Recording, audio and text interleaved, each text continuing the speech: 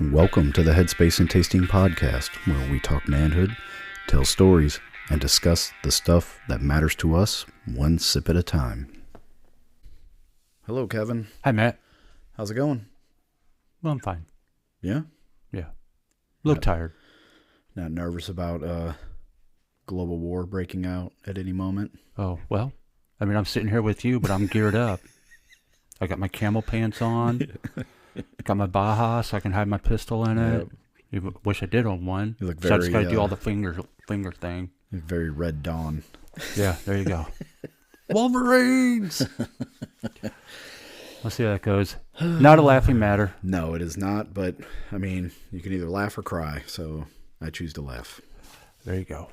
You know, I'm waiting for all the sleeper cells. The only thing that we know is that God is in control, and whatever's going to happen is going to happen. Mm-hmm. We know where we're going.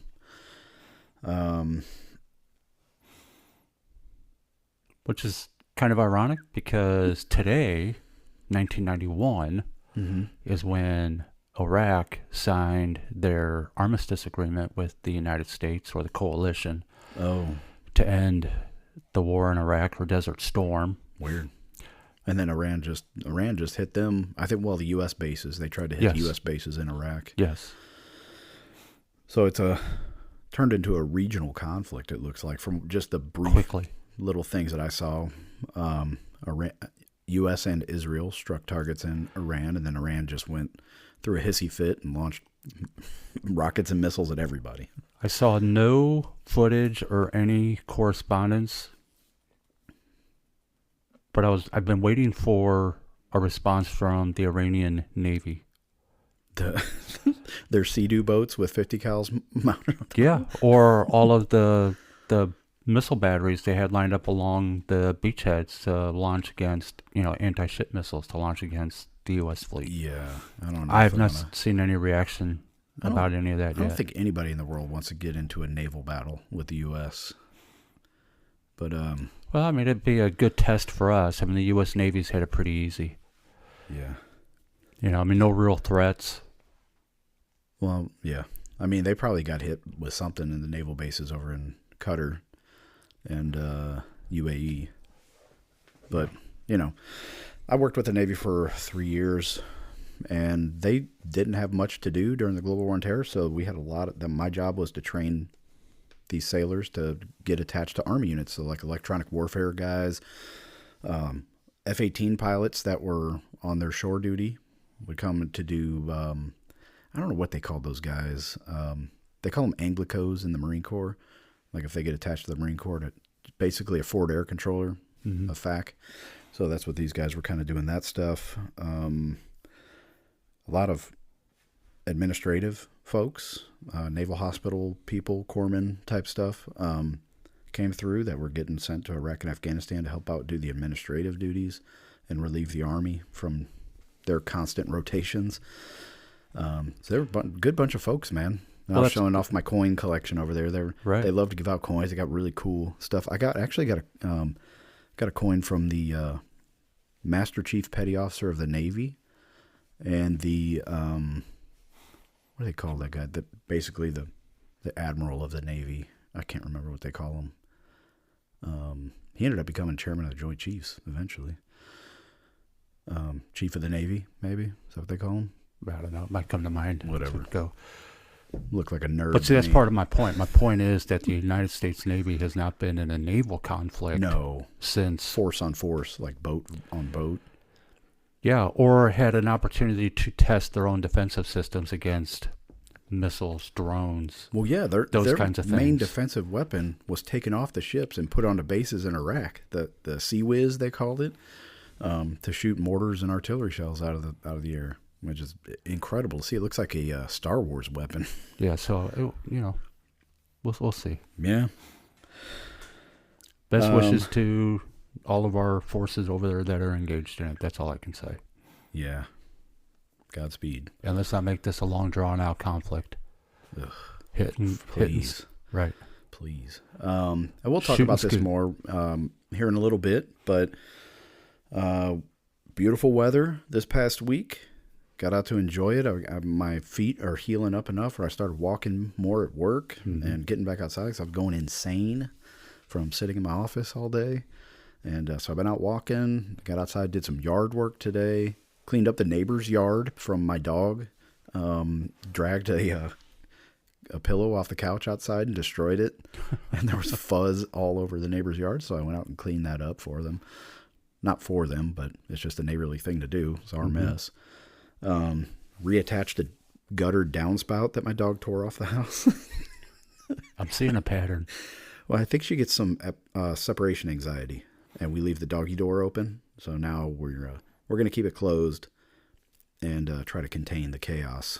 Our dog is just like that, about causing chaos, but it's all about attention. Oh, really? He wants attention all day long. He wants you to play with him, play tug of war, fetch, whatever. He wants you to wrestle with him. Oh, wow.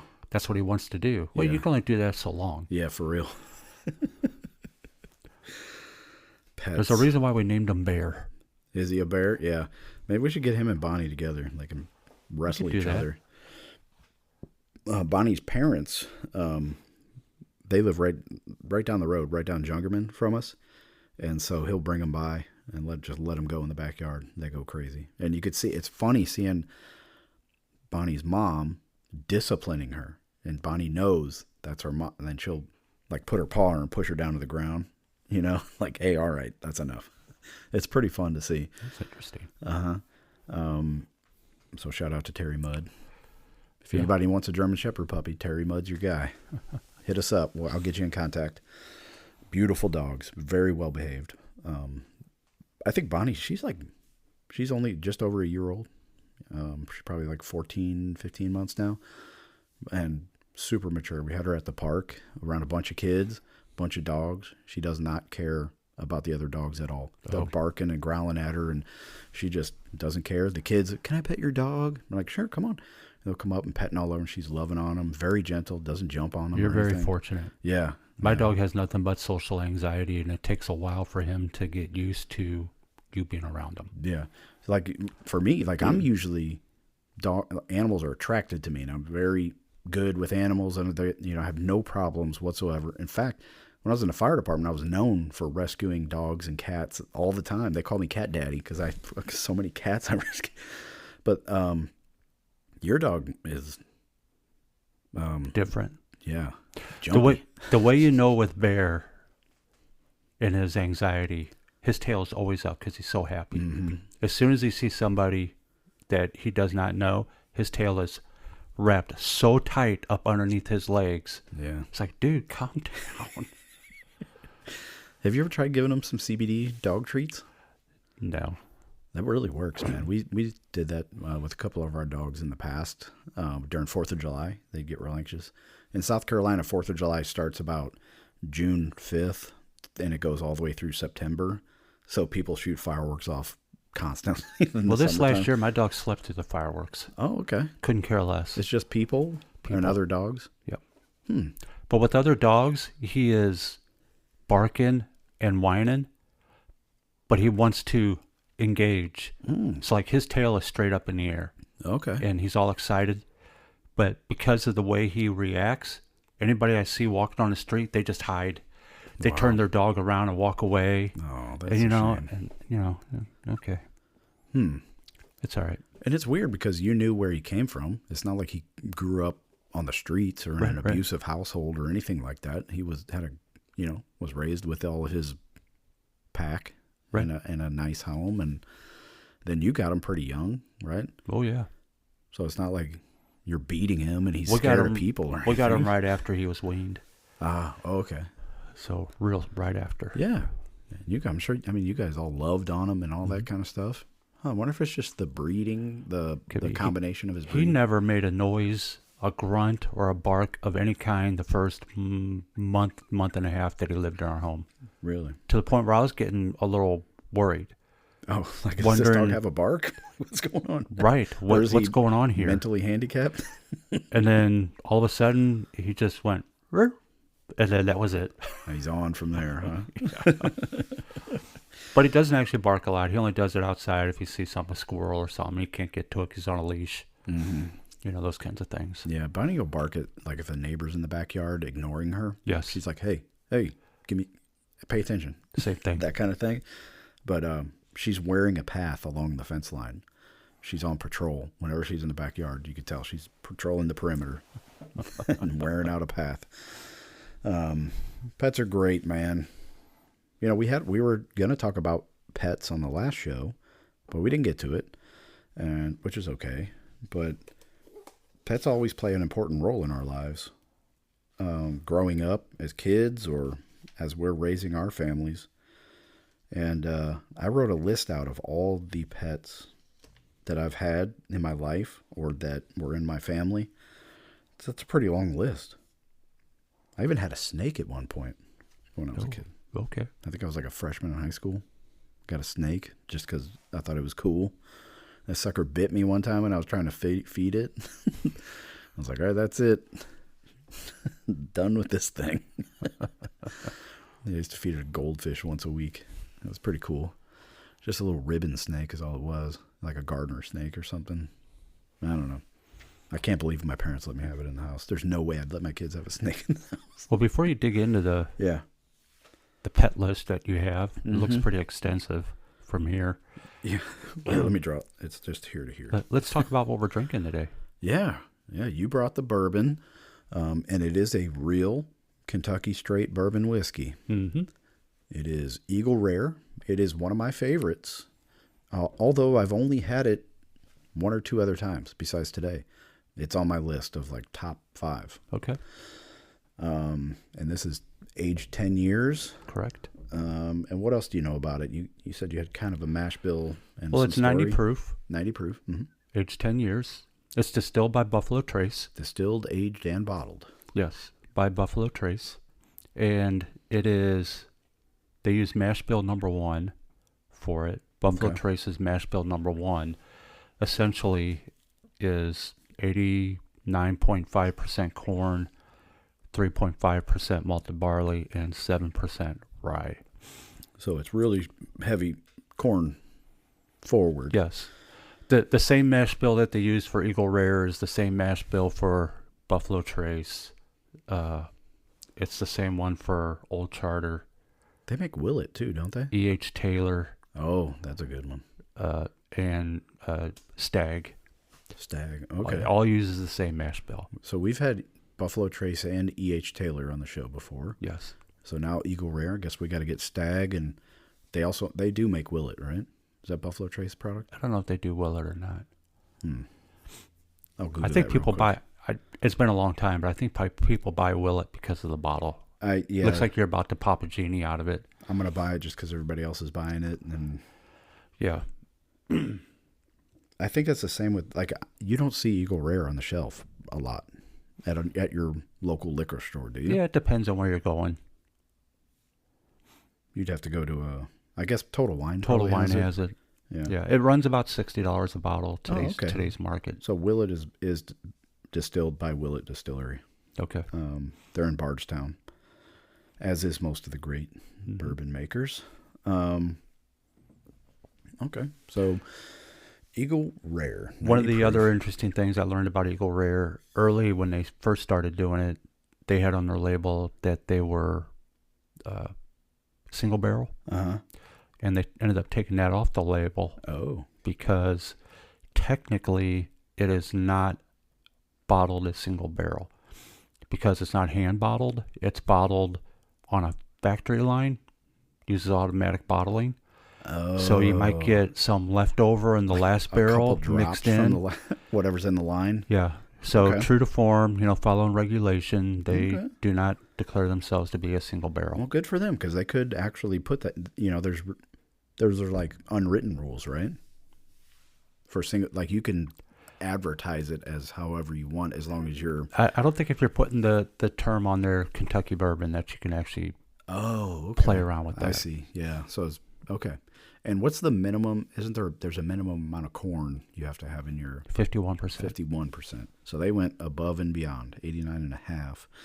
And it shows. On the nose, I got buttery oak and cinnamon on the nose. And then tasting it, was vanilla and more butter, some corn, and with the finish, it's a corn finish, a cane sugar, very smooth and sweet to me. Okay. So like the cane sugar. Have you ever eaten a sugar cane before? Not a real one. No. No. Yeah, it has like a. It's like almost too sweet, but it's like processed sugar is way different than cane sugar. But that's what it reminded me of, cane sugar. Okay. But yeah, very oaky. You can get a little bit of char in there, and as it's been sitting in our glass, it's what do they call it? Maturing or something? It's changing in our glass. Yeah, or we could say it's oxidizing. Evolving, if you believe in that sort of stuff. For myself, the nose was smooth, kind of mild. Mm-hmm. It doesn't burn at all when you sniff it. No. Honeycomb cereal. Oh. Is what it reminded me of. I probably only had that once in my life. Okay. Well, I'll eat honeycomb cereal dry still. Yeah? Yeah, as a snack. On the palate, a little bit of honey, a little bit of vanilla, quite a bit of citrus. That's the sweeter side of it. Citrus? I didn't get any. Some oak. I did get the corniness that you were talking about in there. For me, it was slightly buttery. And similar on the finish. Slight spice, but not very much whatsoever.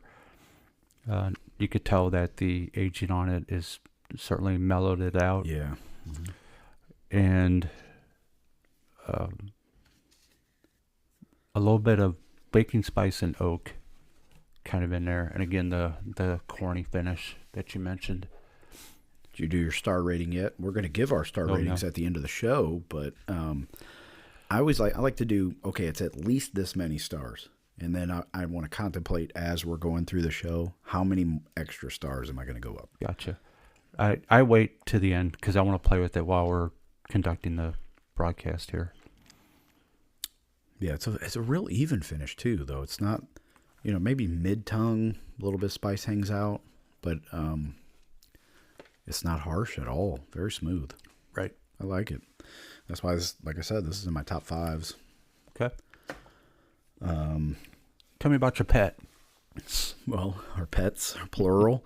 I think at one time when me and Caitlin got together, she had a cat and a dog already, and I had 2 dogs, Tiger and Gracie.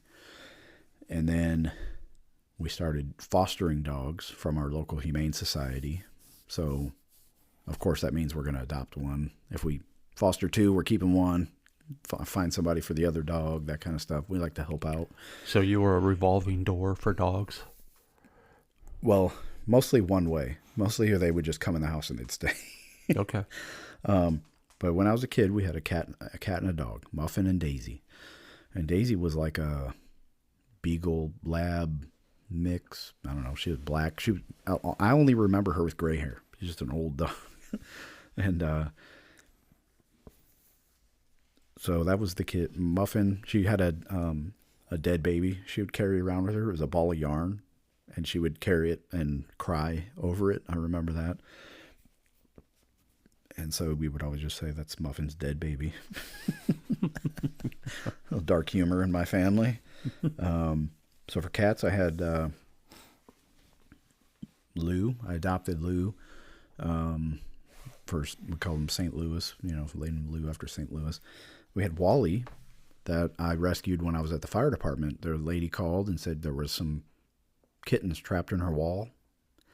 So we went in and I guess it kind of like there was a hole in the fireplace in the roof, and the mom went down there and had her kittens and took all the kittens out except for one. So we cut a hole in the wall, and I used a stethoscope, and I was listening in the wall, found out where the cat was. We cut a hole. I reached in there, pulled this little guy out, and we named him Wally, Wally. And Caitlin bottle fed him while she was at work. So I showed up to City Hall, which was Station 1, and I had this cat, and I was like, I got to do some of this thing. So she bottle fed it. He didn't make it. He lasted a couple of weeks, and failure to thrive, that kind of thing. He didn't make it, but still count him. We had Carl Gustav. He was a red cat, an orange tabby, and he had a clipped ear because he was a stray. And he didn't like to come inside too much, but every once in a while he would get the hankering for some cuddles, and he would want to come in, and he would be like, all right, I guess Gus is a house cat now. Next thing you know, he's like, get me the hell out of here, and he'd disappear. But named after the Carl Gustav recoilless rifle. Okay. And then, of course, Command Sergeant Major Basil Plumley is our current cat. So we had a lot of cats. Caitlin's cat was named Callie, who unfortunately was killed by Bella, my pit bull puppy. We got her as a foster puppy. She grew up, and I guess there was something going on with that litter, because a friend of ours got another puppy from that litter who was absolutely insane. Bella was great, but one day she just got super aggressive and wanted to fight all the other animals. She got hold of Callie and killed her. So Bella went to take a nap after she attacked a couple of the other dogs. And okay, that's enough. We've had Max, which was a Australian cattle dog, or a blue heeler.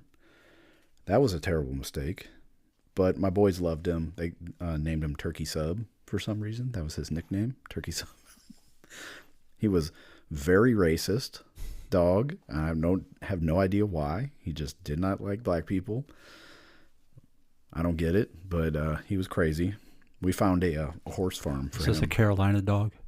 We actually got him in from Missouri, took him to South Carolina. One day he just decided he wanted to jump through windows and kill people. But we found a horse. We figured he's not getting enough work with us. Even though I would play fetch with him until he would lay down in the sandy soil and his tongue would be hanging out on the dirt. And if I reached to go pick that ball up, he'd jump up and take off running. Like he would have died playing fetch if I let him. But we found a lady who had a horse farm. She needed a dog to herd, to take care of the horses and stuff. But we went and dropped him off. He had a happy life. I am pretty sure that if you continued to play fetch with that dog, he would not have died. No, he wouldn't. I learned that lesson after doing our Katy Trail ride last year and seeing that dog run with us for 15 miles. Yeah, that was a kind of a healer pit bull mix, wasn't it? Yeah, that sucker never stopped running. It was crazy. Did you post pictures of that on our Facebook page? The dog? I can't remember if I put the dog on there. I don't think I did. Yeah. Anyway, if you did, go check it out. We had Gracie, was a Jack Russell Terrier, my little princess. She used to, when I was a single man, and I was dating women, they would come to the house and want to hang out, watch a movie. I think the kids call it Netflix and chill. Maybe. I don't know. But she would always wedge herself in between me and the lady. And she would growl at if the girl got too close, she'd growl at them. She was very protective of me. We had Daphne. You sure it was you? Yeah, I don't know. She was a wild one. Caitlin could talk about her. Caitlin didn't like that dog.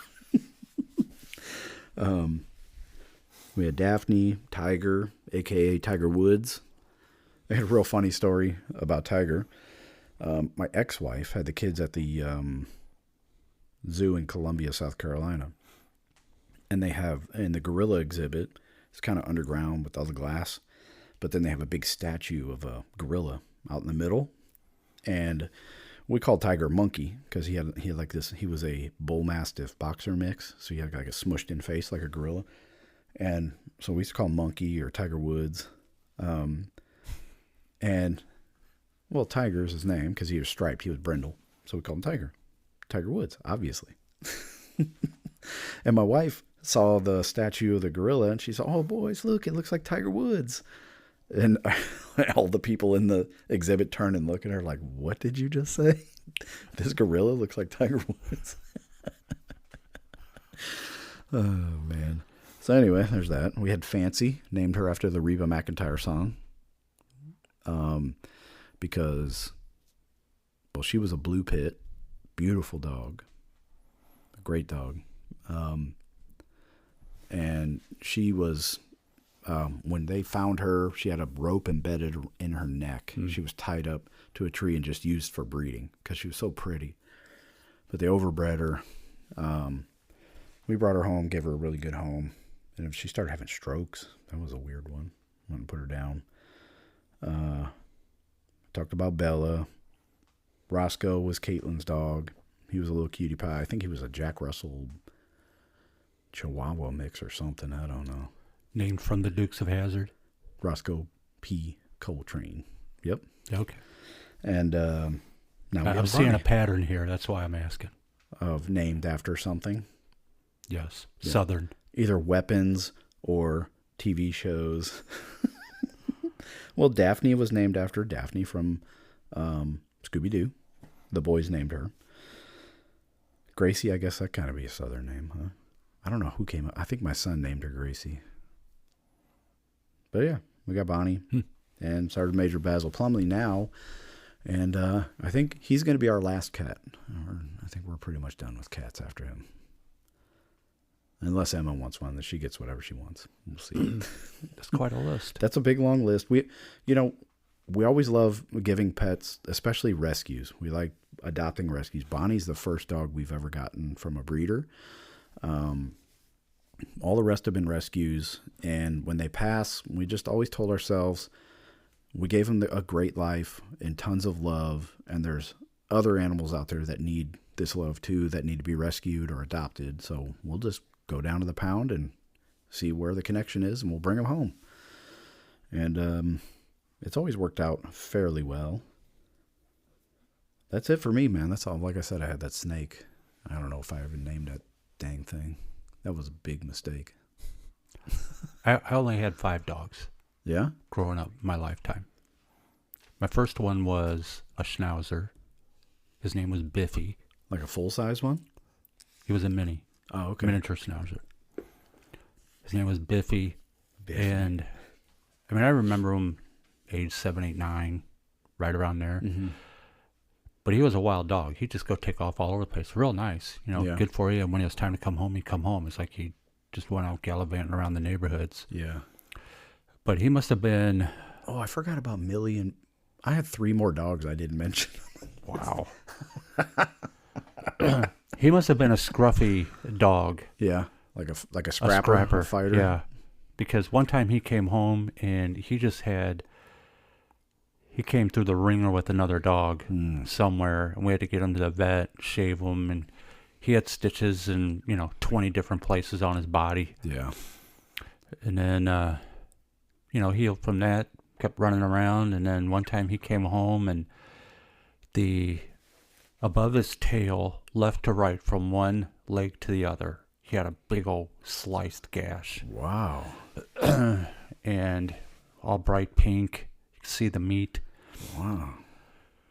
The assumption was that it got stuck underneath a chain link fence. Yeah. And kind of ripped him. I don't think so. I think somebody cut him. Like whacked him with something? Or Yeah. And, Dang got him all stitched up again. And then at some other point one time, he's out, doesn't come back. He's gone. Yeah. Which reminds me of my uncle. He used to work for the city of St. Anne. Parks and road and other stuff. Public Works. Probably. Yes, Public Works. Yeah. Long time ago. I mean, it's back when I was a kid. But I do remember every now and then he told a story that people would call up and ask, I'm looking for my dog, can't find him, because part of his job was to pick up dead animals on the side of the road. Yeah. And his answers were always the same when people called. And, I can't find my Biffy. He's a Schnauzer. Have you seen him? Oh, I'm sorry, man. We did. We found him a couple days ago. And I want you to rest assured he is now buried at the Evergreen Pet Cemetery.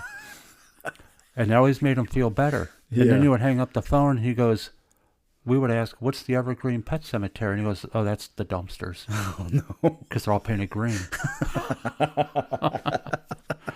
Well, but I made them feel better. Yeah, they had some closure. Yeah. Usually if a cat runs away like that and you don't see him, it's done. That happened to Basil one time. Like he was an indoor outdoor cat, and at our house in St. Charles, where he was just, we couldn't keep him inside, so we're like, whatever, dude, go play. Gotcha. One day he hasn't been showing up for a week, and we're like, I guess that's it for Basil. Guess he met his maker. Next thing you know, I'm getting emails from Pet Finder for, we have your cat Ash, and come get him. Come get him. He's found. He's at the humane whatever at the pound. And I was like, I don't have a cat named Ash. This is weird. They got the wrong email address, so I ignored it. Then I was cooking eggs on a Sunday morning. I was like, oh shit, Basil's name was Ash when I adopted him. Wow. So I went and ran to the pound, and there he was. Wow. One of the neighbors, like, somebody trapped him and turned him in, or they called the animal control, come get him. And I was like, these freaking narcs, man. You just can't let a cat do his thing. Like, he's not hurting anybody. He's probably standing in her backyard howling all night long, squeaking. No, he's neutered. He's fine. He's not hunting for any she-cats. He just might have killed a bird or two. He might still like to sing. No, he's not the type. Yeah. Anyway, my second dog I didn't get until I was a teenager, mid to late teens. Mm-hmm. And it was a full-blooded Rottweiler. We got him from a breeder. He was certified. And we named him, I got to pick the name. Yeah. And I named him Baron von Rundstedt, Oh. after Field Marshal von Rundstedt. Oh, so you had a Schnauzer. Yeah. And then a German Field Marshal. Yep. Is this a pattern that's emerging? Maybe we'll see as we go. But we called him Baron. This is dangerous in today's climate. Yes. Baron was a great dog. I've heard Rottweilers are either nightmare or they're great. There's not really much in between. No, he was a great dog. So friendly. Didn't matter who he was dealing with. Kind of like what you mentioned with your dog Bonnie earlier. They got giant pumpkin-sized heads, man. Yep. I love those dogs. I had a friend of mine who had a dog from the same breeder, and that dog was massive. I mean, our dog got up to 120 pounds. That's how big he got. But the other one that I saw was every bit of 140, 160. Ooh.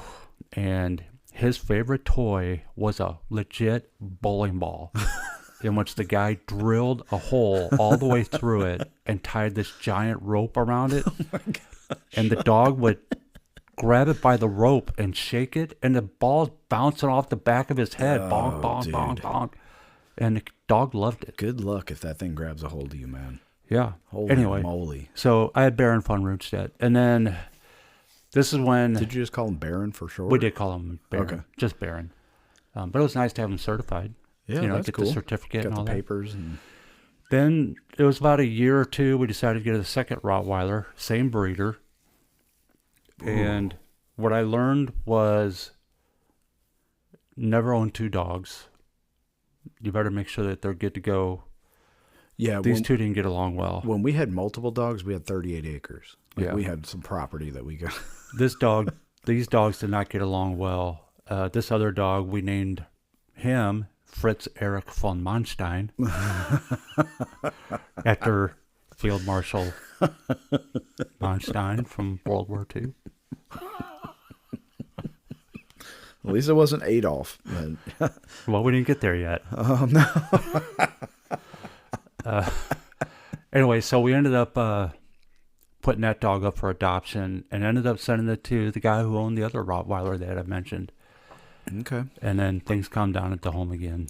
Yeah, when dogs, like if there's one incident, I think Max and Tiger one was going outside while the other one was trying to come inside, and they ran into each other, and it was a brutal fight. I still have scars on my finger from breaking them apart, and Tiger accidentally bit my finger. And he was such a great dog. I was like, and he let go. But Max was like, that blue heeler, every time they saw each other, they were going to fight. And we had to keep them separate, like prisoners. It was crazy. Well, now that you mention that, one of the things about Rottweilers is when they get to a certain age, they want to show dominance. Yeah. It's either them or you. Yeah. And I was in the garage one time working on something. I don't know what I was doing, cleaning the garage or whatever. And he's in there with me. And he got into something. I don't know what he got into. You know, said no, put it away, kind of deal, so he couldn't get to it. And I went back to what I was doing. Well, I just happened to hear like on the concrete, Yeah. and I turn around just as he's leaping in the air towards me. Holy cow. And I was able to, quick reaction, grabbed him by the neck on both sides of his head kind of thing, and just kind of flung him to the right. Dude. And he bounced off the garage wall, and he's calmed down. And he was never aggressive ever again as long as I've known him. Yikes. So that was an interesting moment. And, you know, it was always a good dog after that. Yeah, we had, who was it that I had used to? Oh, Johnny Cash. We had a pit bull lab mix. I used to have to pin him down and literally bite his throat with my mouth and hold him down and bite his throat and be like, dude, I'll kill you. I'm the alpha male in this house. Yeah. He was like that kind of dog. Yep. So then by the time he became my dad's dog, because by the time I joined the Army, I was gone. And while I was in Korea, Gail couldn't stand being by herself, so she ended up getting a dog. And this dog was a mix between a Springer Spaniel and an Old English Sheepdog. Oh my gosh. I know. His name was Bandit. My favorite pet ever. What a weird combination. Yep. Great dog. Yeah. Loved that dog. Loved to run. Mutts usually end up being the best. Yep. And was very pliable. Yeah. I mean, you can just sit there and pick on his body, and he just lay there and let you do it. Play with his toenails, whatever. Yeah. Pick stuff out of his ear. Great dog. Great dog. Old English Sheepdog. Is that like what was that dog that the guy changed into a dog, that movie? Oh yeah. Is that what that kind of dog is? The Shaggy Dog movie? Yeah, the Shaggy Dog. Is that an Old English Sheepdog? Man, I can't remember. I remember the dog's name was Shifu. Shifu. That he turned into. Yeah. I can't remember. So what did this dog look like? Explain your dog, Bandit. Very long hair. Yeah. Always needed haircuts.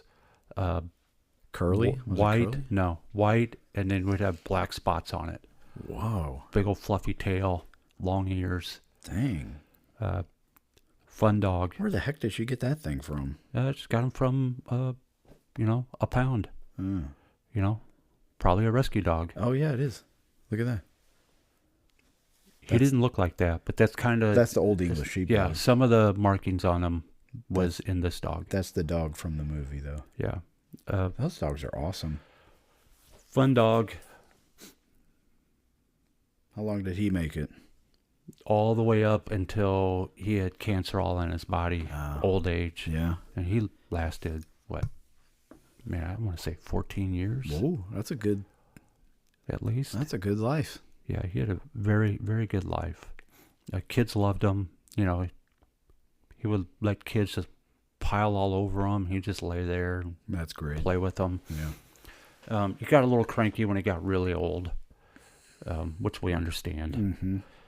And there was a story I was going to tell about him. I'll come back to it. Something that you mentioned. And then my next one after that was the rebound dog. Oh, with Bandit, we also got a second dog because we thought we were at Fort Bragg at the time. And that was my story. We get a second dog, and because we felt like he needed a friend because both of us worked, all day kind of thing. Yeah. And he's probably like, this is the greatest. Oh, he I'll was salt terrible. myself. Yeah, that dog was also terrible. Would he tear up stuff? That dog's name was Misty, female. Oh, I was talking about Bandit. Like, no. What made you think he needed a friend? Well, just because he was by himself all You day. just felt bad for him? Yeah. Oh, he probably loved being left alone. I think he did. So you got the second dog. We got the second dog, Misty, and she was so wild and uncontrollable that when we would leave for the day for work or whatever, she went in the kennel. Yeah. He stayed out. And one time we come home, and it's summer. And as soon as we open the front door, Bandit is at the door and just as forceful as he can get, he runs out the front He's like, door "Get me into the outta yard. here." Well, we understood why, because it stunk so bad. No. We go into the back corner of the living room, and Misty decided to have massive pudding diarrhea. And we don't even know where it all came from because it layered the entire kennel.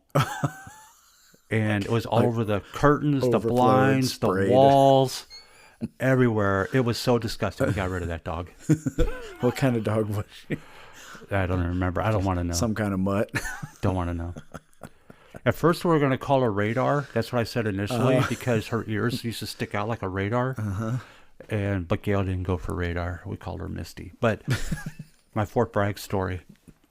It's summer. It's hot, right? Terrible. And Gail flies home to visit family. I'm still there. Yeah. Right?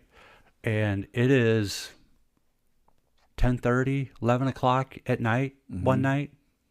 And I get the phone call, alert, alert, alert. You know, they send out the code words. Yeah. I'm like, all right, Bandit, you got to go outside. So I put him in the backyard. I give him an extra big bowl of water and give him some food in the dish. And I leave. And I go to, and I'm there all night long for this alert and this deployment we're working towards. And suddenly it's middle of the day on that day. And I'm going, hey guys, my dog is probably going to die of heat stroke in the backyard. and then you're going to get court-martialed for it. Yeah. So I'm going, I got nothing. I can't do anything. And finally, I was able to get someone I knew who was not part of this alert that could go to the house.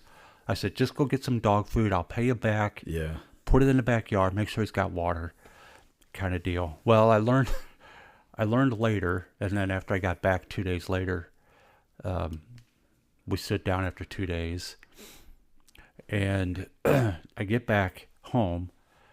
He had a big thing of water there, but the dog food was in like a small bag, and it was just sitting on the back porch with the slit open. He just cut it open. Yeah, and ran, kind of deal. But Bandit was not stupid. Yeah. And here's how I learned he wasn't stupid, because it was so hot.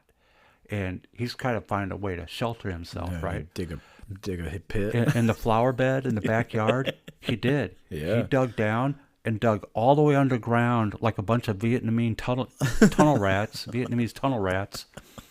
And when I came home, he was hidden, burrowed underneath there where it was nice and cool. And shady. Yeah, good. And that's where he was wound up in a ball. Was that a rental property, or would you? It was a rental. We just had to throw it in dirt and mulch, and you couldn't tell. But we ended up leaving it because he kept re-digging, and we said, "Well, we'll just leave it there the whole time we live here." When he went outside, and if it rained or whatever, he'd just go under there. Hole. And you know what? He was not a dumb dog. He was like, it's all about survival. A good boy, man. Yeah. So cancer. We ended up putting him down. That's tough, man. Yeah. We have, I think 5 boxes upstairs of ashes of the dogs that we put down, and then we get them cremated. There was a funeral home in town in South Carolina, in Lugoff, owned by my son Drew's best friend's family. So it was a family-run operation, and his daughter, the daughter of the man who ran the funeral home, started a pet cremation service. So they had a little crematorium, and it was basically a little miniature funeral home for pets. And you go in there, they literally had caskets that you could put your pet in. They would do a funeral service and all this. They would do a big Facebook post about it and all this stuff. And but we would just get them like, man, just give me the ashes. I don't need all this stuff. I'm really just doing this for my wife. You never did a visitation? No. Invite but they could, all your friends? They would do everything. They would do whatever you wanted.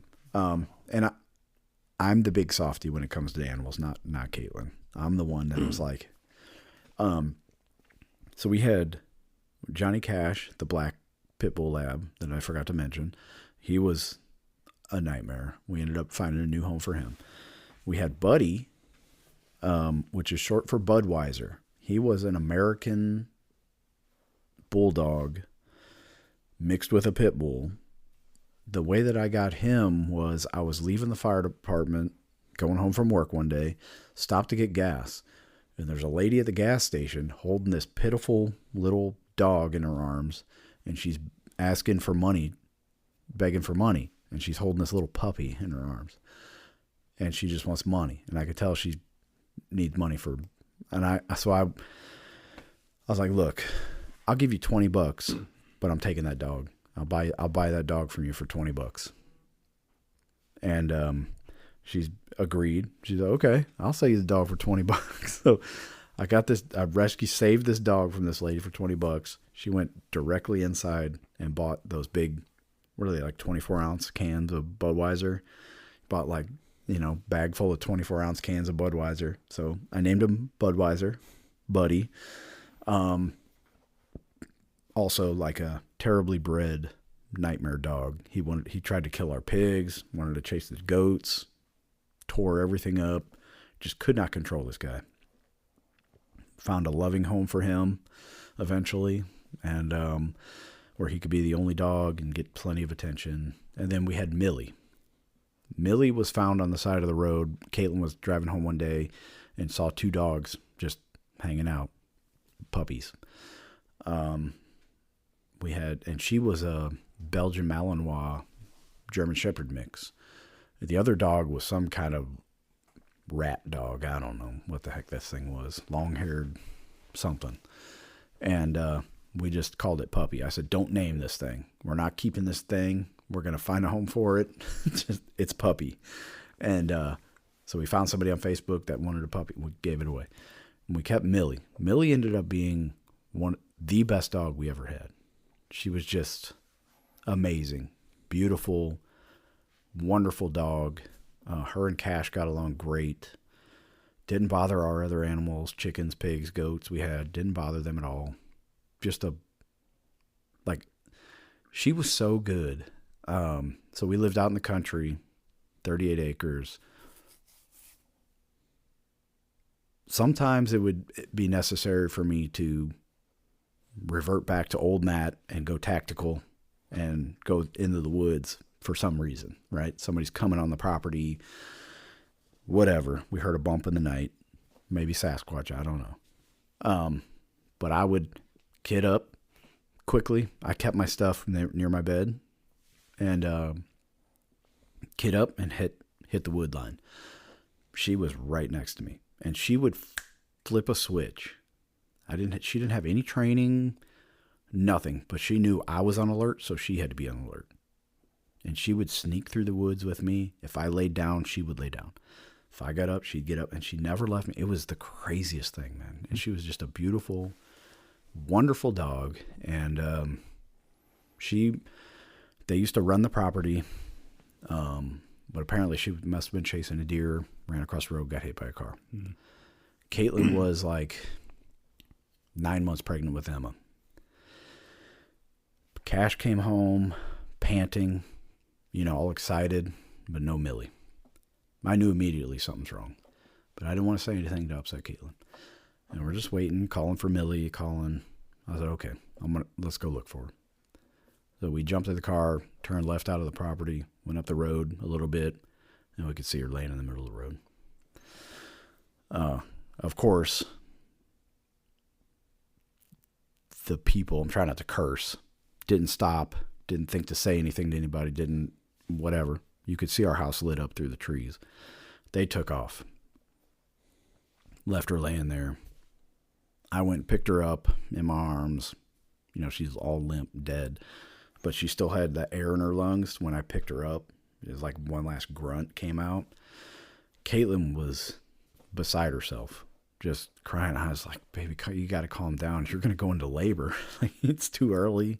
You got to settle down. And so I went and put Millie in the back seat of my car, drove home, put her in the shop, and we took Cash out there, and he's sniffing on her, saying goodbye. It was like very traumatic for everybody, man. To think about it, like it's so sad losing a dog like that. Mm-hmm.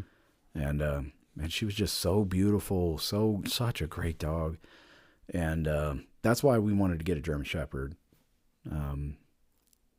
And we considered a Belgian Malinois, but then the more research I did on it, a purebred Belgian Malinois, no way in hell I'm letting that dog in my house. So German Shepherd, and now seeing Bonnie, she's a gorgeous dog, and she's so gentle with Emma. And so, like, Bonnie used to really protect her food. Like, if you got too close to her food bowl, she'd kind of snarl and maybe snap at you. Emma feeds Bonnie now. She'll take a cup and dump it out. Of course, she's 2 years old. It goes everywhere. And Emma says, clean up. I got to clean. She wants to clean up. So she'll take the food and put it in Bonnie's bowl while Bonnie's eating. And Bonnie just eats the food and doesn't, not worry. And one time Emma was picking one piece up at a time and feeding Bonnie. and Bonnie's so gentle with her. It's great, man. It's just so cool to see a dog interact with your family in a loving way like that. And that's a unique relationship, human and dog. Yep. Cats, they're going to eat your face off if you die. Yep. In the house, they're going to just eat you, and they don't care. Well, that's how Bandit was with us. Gentle or eat your face off? Oh, no. Gentle. I mean, I told you, he was the best dog ever. Sounds like it, yeah. And then we did try the 2-dog thing with him, I told you, with Dude. that. And then when we came back here home after I got out of the army. Was that when you had kids, too? 2 dogs and kids? Oh, yeah. No, we had no kids yet. Oh, okay. I was gonna say, if you have multiple dogs and kids, holy cow. No. But when I was out of the army, we're back here at home, and by that time I had three kids. Yeah. We did get a second dog. Bandit's getting older, so we thought we'd get a second dog again and try again. This time we got another dog. I can't remember what it was, but we named it Ginger because of the color. Mm-hmm. Ginger was fine until Gail was pregnant. When Gail was pregnant, and Ginger, I guess, could sense it, and became very aggressive against Gail. Really? Yes. And so we had to get rid of the dog. Whoa. Usually they get like very protective of that. No. Very aggressive. And that's right. That was the other thing about Misty. We held on to Misty. We ended up getting rid of her because she got aggressive when Gail was pregnant with Rachel, our first daughter. Whoa. And then we had a repeat with Ginger. We're going, what is the deal with you when you're pregnant and dogs? Man, she must be giving off some pheromones. I guess. So we ended up giving that dog to my mom, and that became my mom's best pet ever. Oh, okay. Well, good. So I was happy for that. And then when Bandit passed, I didn't want to get another dog. Yeah. But we ended up getting one within 6 months. I called him the rebound dog. Yeah, with kids, that's like, yeah. Yeah, it was the rebound dog. He was also a purebred. He was a cockapoo. Cockapoo. Yeah. Which is a cocker spaniel and a poo bear. Poo? I have no idea. Some poo thing? It's a cockapoo. A poodle. Oh, okay. Some kind of poo. Yeah. So early on, me and that dog just did not get along. That was Buster. Oof. I was not a fan of Buster. Sounds like a drama queen. Definitely a mama's dog. And things changed when I had my cancer diagnosis. Yep. And I was going through my treatments. And when I was, laid up upstairs throughout that whole treatment process, chemo, the radiation a whole bit, and wasn't doing anything, Buster never left my side. Wow. He stayed right next to me the entire time. Wherever I went, he was there. And, obviously he could sense it and stayed with me the whole time. Well, that changed my relationship with Buster. Yeah. And he ended up becoming a great pet. And then he ended up passing, old age. Yeah. And he had a big tumor. And I think that was Gail's favorite. At first she would say Bandit, but I'm pretty sure Buster was her favorite because she even did these things called diamond paintings, which you get a picture of something and then you put these little diamond crystals all over the place. Like bedazzle it? Kind of. Yeah. Kind of. And she has a big picture of Buster inside a clothes basket looking up at you. She took that picture and had it made into that so she can make this thing. Okay. And it's hanging on our wall. Yeah. To remind her. So then after Buster passed, we took a break. I was like, I am not getting another dog.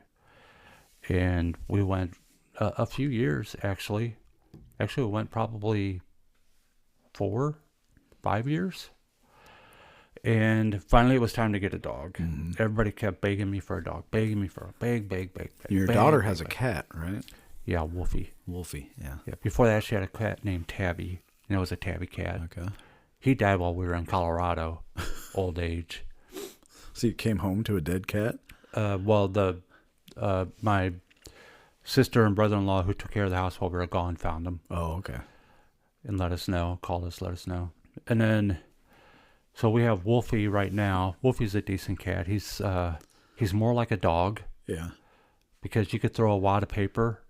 He goes after it. And he'll go and play fetch and bring it back to you. And you just wow. keep doing it over and over again. So he's kind of doggish. And Bear is kind of, I'll get to Bear in a minute. He's more like a cat. Yeah. He's cattish. It's kind of weird. But anyway, so we ended up, I had a coworker who had a breed of animals that she had in a litter. And I decided to go take a look at it, bring the whole family out there. We went out. There was one dog in particular I was interested in. But when we got there, I was not. And I found this other dog, and we decided to get him. And we named him Bear. At first, I think I wanted to name him Dog because I was hearkening to John Wayne and Big Jake when he called his dog Dog. And then anytime he said Dog, the dog would attack. Well, that's what I wanted. And that didn't go over. That didn't last long. So we named this dog Bear. And he's a good dog. He's got some anxiety, but once he gets to know you, he loves you. You know, we have people come in and out of the house all the time. He knows you. Doesn't react at all. Yeah. And I think I've met him like 3 times. Yeah. And every subsequent time I've been, it's less of a reaction out of him. Yes. And so only 3 times I could tell, like, oh, he'll come around. He's about the same age as Bonnie. Yeah, he's a little bit German Shepherd. Yeah, I think so. Yeah. This dog we did a DNA test on him. We wanted to know what he was exactly. Yeah. It also helps with training him. He is a mix between a husky and a pit bull. And he's got lab in him and something else. But he's got blue eyes, doesn't he? He's got the blue and the... One blue, one brown? Yes, just like a husky. But he doesn't have the long fur. Yeah, he's got short hair like a pit bull. Like a pit. So he is a natural predator. Huskies are hunters. And pit bulls are similar. And so you have a dog that between the two of them are 68% this. Prey drive, yeah. And so we have to, when we trained him, it was all about training him as calming him down from his predator stuff. And we would do things like we would hide his treats, make him go find them. Yeah. We learned that he sniffs a lot. He's always investigating. Okay. So when you go on a walk with him, you allow him to do that. Oh. Sniffing is the same as running to these dogs. So over a period of time... So it exercises his brain. Yeah. Okay. And it wears him out. Yeah. And it calms him down. So when you go for a walk, he's going to sniff forever. He might stand in the same spot and keep sniffing for 2 minutes. So you just got to be patient, let him do it. And you go back. The other thing we do, we haven't done it yet. I'm thinking about buying a vest for him, kind of like a pack mule, Oh, but you carry put it some on weight. and carry weight because they will respond to that positively. Like they're on a mission. Yeah. They're carrying something. Okay. And so I always thought, well, if I ever had to bug out, he can carry his Sure. dog food, Carry your own weight, dude. carry some extra ammo, whatever. Yeah. But that's what it would be for, and that's kind of what we do. So when he eats, we don't put his food in a bowl. We put it in different contraptions. We have this maze, so he's got to sniff out the food. All these different things that we had do. one of those. One of our dogs was like just swallow the food whole, wouldn't chew it. So we got a bowl that was like a maze. Yes. And they had to like get individual pieces out. Yes. So he's exercising and satisfying his predator mentality. We do know that he has killed one rabbit.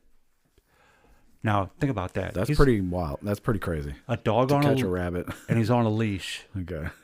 So if you ever watch him, he stalks just like a panther. Yeah. He is down real low on all fours, crouching. He does not move. And then you might see like one little move, like he's a sniper. A little bit. And then all of a sudden, he just jumps and pounces, and he got a rabbit. Man. Now, that to me is amazing. Yeah, that's cool. Being on a leash and catching a rabbit before the leash stretches out. Yeah. But he didn't do anything with the rabbit. He just probably grabbed it and shook it. Yeah. And it was dead, and it was just laying there, and then he left it alone. Oh. Should have cooked it up for him. Well, I know that when we let him in the house, he was running all over the place, scatterbrained, like he was excited. celebrating. What he kind of does when he takes a dump, he comes in and he's all frisky. I just dropped 10 pounds. I'm light as a feather. It is so funny. And he's a good dog. He's, cool. He's a little over a year old. Yeah, it is good to know your breed and how they, what they're looking for. With Bonnie, she's a guardian dog, and she needs discipline, and she thrives in that world of sit, stay, down, heel, that kind of stuff. He follows all that stuff. We've been training him not to have to do word commands. So, for instance, when I go take him for a walk, and we get to the front door, he's excited as all get out. He's whining because he wants to go for a walk. And as soon as I open up the front door, he kind of glances up at me, and I just give him the hand, like the stop sign hand, and that means wait. And I just give that to him, and he just looks down. And I'll open up the screen door, and I'll just hold it open to see if he's going to sit. Yeah. And he does. He'll sit there as long as before I say anything. That's good. And then when I finally, sometimes I'll wait a couple minutes. I mean, I'm really stressing him. But he's just sitting there, and he whines a couple times, and I'll say, good dog, and he takes off. Yeah. And I got to go dragging after him like Red Flintstone with Dino. Yeah. We do the collar corrections with Bonnie. If we're standing still and she's kind of around, if I just tug backwards on the collar, she'll sit, heel, and that kind of stuff. And we'll tell her down. She lays down, climb. She goes up on her little bed. Yep. And stays. And she's excited to see new people. She loves people. She wants to meet you as long as you're welcome in the house. I think if somebody was trying to get through a window, she would have a different reaction. I hope so. We'll see. I always wanted to test her out, though. Like, I'm going to pretend I'm breaking in and see what she'll do. Oh, yeah. That'd be fun. Well, between Bear and Wolfie, there are times where they will actually lay down next to each other. Yeah. And never do anything. And there are other times where he just can't leave him alone and will chase after that cat. Yeah, we get the same. And sometimes the cat will sit up on a high platform. Tease him. And the dog will come up to him, because Bear's a big dog, and come up and put his nose up there, and Wolfie's just batting him, boxing with him with his paws. Yeah. And Bear just takes it. Yeah, Bonnie will chase Basil. Sometimes Basil chases Bonnie. Sometimes they lay down in our bed together. But when Basil has enough, he lets Bonnie know. He'll smack her one time or bite, and like you'll hear Bonnie yelp. I am pretty sure when Bear goes, that's my last dog. Yeah. I don't think I'll have another pet. Man, yeah, I always think the same way. But I have younger kids, So we'll see how that goes. We'll probably end up with a little rat dog or something. I don't know. I mean, I'm already not a fan of having to go someplace and thinking, oh, I got to go back at some point because I can't leave the dog alone for 12 hours. It's got to go outside at some point. Yeah. You know, I've never had those kinds of accidents or anything with them, but at the same time, I feel bad leaving them. Right.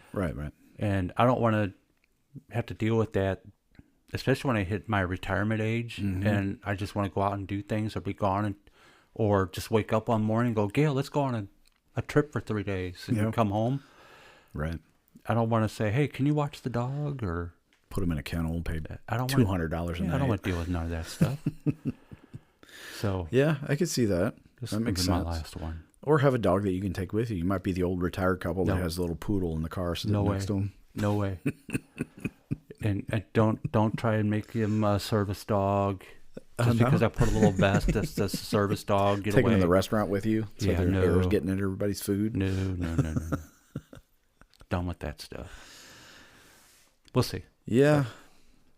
I'm glad we never fell into the... there was a thing in South Carolina. These people had these little sugar gliders. You ever heard of those?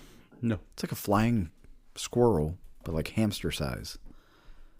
But they'll fly... Sugar gliders. Okay, I've seen them. Yeah. I didn't know that's what they were called. They were like popular down there for some reason. I was like, dude, there's no way in hell I'm going to have this flying rat in my house. Like, no. These people are crazy, man. Yeah, that thing would freak me out if I'm just dozing off and suddenly I see this thing coming out the corner of my eyeball. Just launches and lands on your face. No way. I'd be grabbing it, slinging it against a wall. Yeah, no. Done. And there's like an invasive species down there now with these lizards. They're they're like black with red spots and stripes. These giant lizards. The iguana? No, it's not an iguana. It's isn't that what they have down in Florida? Yeah, Florida's getting overran for Key West especially. And these freezes they had recently were great because people were out harvesting because they freeze. Apparently you can eat the iguana. Yeah. These things are have like they're like kill on sight, they say, but they're gross looking. They'll burrow underground when it gets cold so they can live through the winter. And but I was like, and that just comes from somebody had one as a couple. Like they were breeding them for pets, and they just like got tired of it and dropped them off in a swamp somewhere. Flushed it down the toilet. Gosh, man, it's terrible. But they were like, yeah, kill them on sight. If you see these things, kill them because they're gonna kill all the, they eat all the eggs that are on the ground, like turkey eggs and whatever. Oh, yeah, bad. Just everything. Probably come kill your pets too. So, probably from Asia. Yes, they are. Yeah, see? Yeah. Nothing good comes out of Asia. Got the Asian beetle. What about Lucy Liu? Remember her? Was she a Bond girl one time? Oh, yeah. She was a Bond girl. Yeah. She gets a pass. She got Hollywoodized. Oh, man. All right, so here's to remembering our pets from the past. You betcha. It was fun, and here's to our pets in the future. Maybe we'll see. By that time, my kids better be out of the house. They can have their own damn dogs. Yeah. And if Gail gets bored and she says she wants a dog, then I'll just try to entertain her some more. There you go. Apparently, I'm not doing a good job. All you do is you go down to the Humane Society, take some crazy ass dog out for a walk, and you'd be like, see, this is what would be going on in our house. Yeah, exactly. Put him right back. Oh, believe me, I'll do nothing but tell nothing but war stories. Yeah. As soon as I hear, we need another dog. Really? Do you remember that one time? Yeah. Okay. So, anyway. Wars and rumors of wars. You want to go down that road? We just had the State of the Union address, the State of the Union performance is what I call it, the clown show. You know what? I don't know. I was thinking about that on the way over here because of the attack on Iran today. I don't recall President Trump talking very much at all about foreign policy. Nope. Everything was domestic. Yep. He kept it close to the vest. I think a couple days later they just, I'm looking right now, they just confirmed Khomeini was killed. Whoa. So just now confirmed. That's Iran's supreme leader. Holy moly, man. So there you go. You're hearing it first on our podcast, folks. Breaking news. Yes. On Monday after. This podcast will go down in history.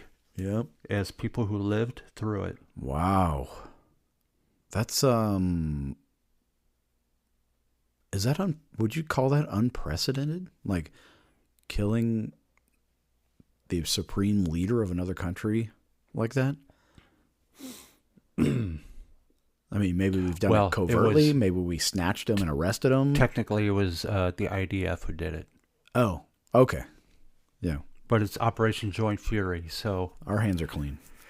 Blame it on Israel, I guess. Oh man. Yeah, I have very mixed emotions about this stuff, man. You know? We'll see. We'll see how it goes. War is terrible no matter what the reason for it is.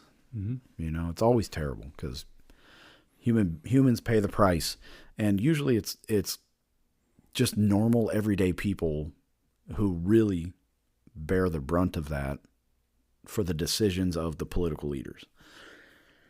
And but I know from my experience in the Army, I was in the Army during the Global War on Terror. I was training people to go fight in that war, and we would get battlefield reports of Iranian Secret Service, the explosively formed projectiles that showed up that were being produced in Iran and shipped to Iraq, and their involvement with Hezbollah and what's the other organization?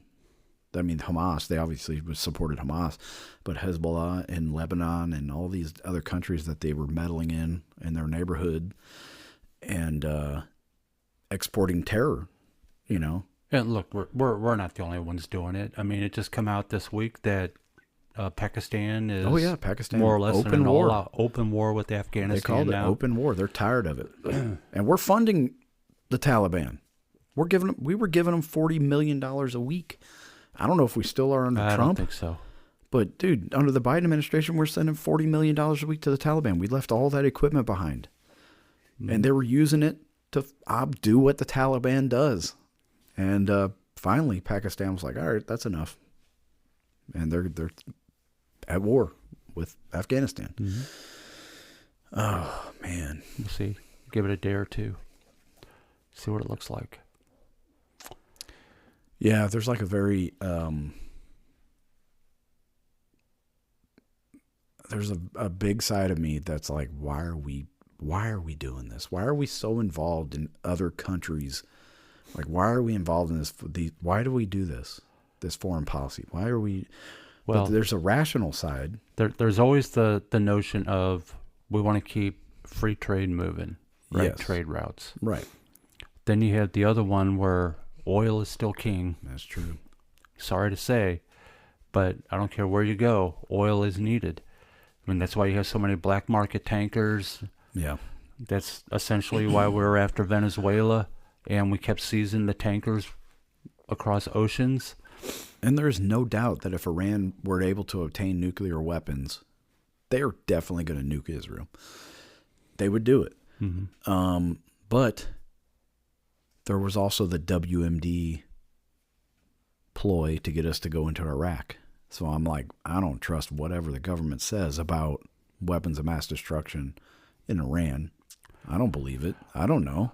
If I want to get apocryphal, biblical, mm-hmm. the way I would interpret how the Bible is written through Revelation and other prophecies, the notion of a nuclear warhead or something detonating in Israel is not going to happen. No. Until the tribulation period, I think toward that end. And I don't even think it's going to happen then, because the way the prophecies are written, that they're going to they're going to rebuild the temple. Yep. Well, right now they can't do that No. because the temple is still a mosque, which is Muslim, which is actually controlled by the Jordanian government. Yeah, that's very strange relationship That was an agreement. Yeah. And they took a stable government, which Jordan throughout They're the years has been very westernized. Yeah. very stable. I mean, their king flew planes into Iraq and dropped bombs. Well, I think some of our fighters came out of Jordan for this attack today. I'm sure. Yeah. Jordan and Saudi Arabia. Yeah, they're very westernized. I wouldn't, maybe not westernized, but they're sane. They're not insane people running the government. Right. We'll see. And on a good note, I'm gonna get off this whole rumors of war stuff. I mean, dude, yeah. What are we going to do about it? Right. On a good note, today I went hiking for the first time since sometime last year. Dude, I think when we all went. I wanted to go so bad. It was a beautiful morning and went, and it reminded me how out of shape I am. That first mile. But you know what? I still completed it in an hour and 42. I felt pretty good about it. Cool. And it reminded me of a couple things. So I started a workout routine about 3 weeks ago. I might have mentioned it on the show before. It was called Heavy Hands Walking. Heavy Hands Walking. It's from the 1980s. Come up by some doctor. You can still look him up. He's still alive. Still doing his thing. He's got his own website. And all you do is walk. But you walk with no more than 2-pound dumbbells in your hands. Now, you can laugh all you want, especially all you weightlifter dudes. You can laugh all you want. And I started off by just putting 2 water bottles in my hands while I was at work. Yeah. You know, I had a break at work. I would put 2 water bottles in my hands and just walk with the water bottles. And I since switched over to the actual weights, 2-pound weights. What I learned real quick, it is tougher than you think it is. I'm sure. Yeah. For a number of reasons. Well, you remember in the Army, like just carrying a weapon on a ruck march, adding a weapon to your ruck, you're like, oh my gosh. Yes. This thing is terrible. But the thing about the heavy hands walking is you put a 2-pound dumbbell in each hand and you're supposed to walk like normal. Don't do bicep curls. Don't do nothing. Just walk like normal. That's considered level 1. And that gets fine. You'll find that your arms will want to rest to their side because they're carrying the weight. So you kind of got to thrust your hands forward and keep walking, moving your arms. And then when you advance to like level 2, 3, and 4, that is moving up, like up to your gut, walking, then up to your shoulders. Level 3, level 4 is where you're slinging your arms all the way up to all the way back and kind of pushing your shoulder back a little bit while you're walking. So they're up above your head and then coming back down. So it will slow your pace because you can't move your arms that fast with those weights and keep a fast-paced walk. Yeah, if you're walking like more than a mile. But the other thing I learned on it is forcing you to slow down while you walk because you get off balance. Oh. And so it naturally, while you sling these weights while you're walking, your body is naturally slowing down some to force you to follow the proper form to walk with the weights. And it is forcing you to walk with proper balance. Okay. And also with your posture. The more you do it, especially if you're slinging your arms up level 4 all the way up over your head, it's all about posture and balance at that point. And I've gone 3 weeks now just doing this. I do this every other day while I'm doing it, maybe 20 minutes. I've lost 8 pounds. Wow. I've changed nothing on my diet, nothing on my sleep. I still drink the same amount of alcohol. I've added no other additional workouts. Cool. That's it. I've lost 8 pounds. It's leaning me out, and it's not reducing any muscle mass whatsoever. And this all came from my physical. When I had my physical, my doctor told me I weighed 216 at the time. And my doctor told me, actually, I've lost more than that because I just weighed myself 204. So, was that 12 pounds? Yeah. 12 pounds, 3 weeks. And he wanted me to get down towards 200 pounds.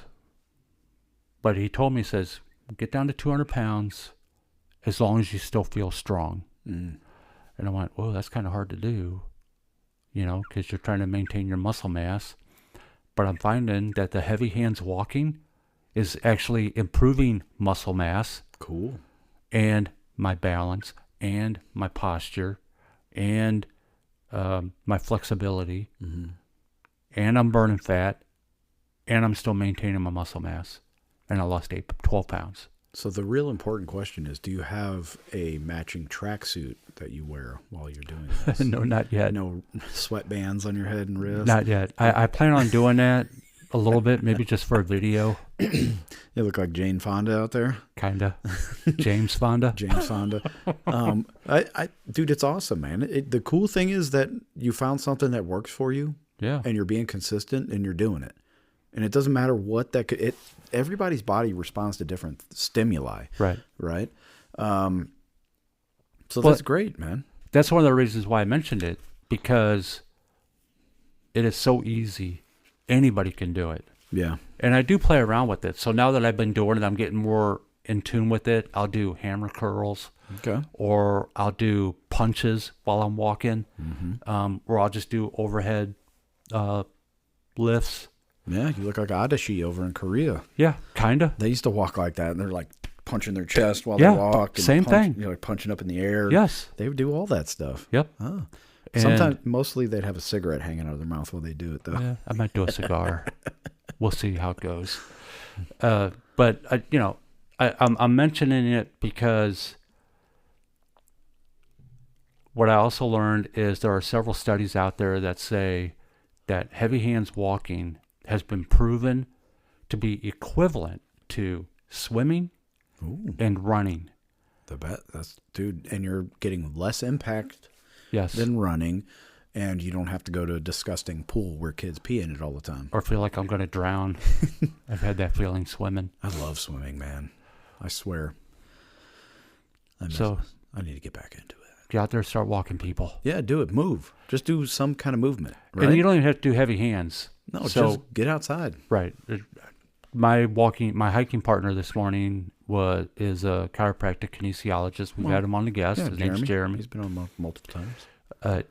He told me that, when it comes to walking, 10,000 steps, if you just walk and hit 10,000 steps a day, you are maximum health benefit. At the same time, I recently read, and I discussed this with him a little bit, I recently read a study that just came out within the last 6 months that 7,000 steps is all you need to do. And then the additional 3 to get you to 10 is just extra. Wow. But you're getting the same benefit off of 7,000 you would get for 10,000. Huh. And I found if my goal is to hit 10,000 a day, I usually go to like 12 plus thousand. Sure. Because it just naturally, I'm going to hit 10,000, but then my other activities throughout the day, I'd be 12 something. Like the hike, right? Like when you do a hike in the morning, you hit 10,000 steps before you finished. Oh, definitely. I mean, right now while we're talking, besides what I did this morning, I'm at 14,760 steps for today. Yeah. And what time is it right now?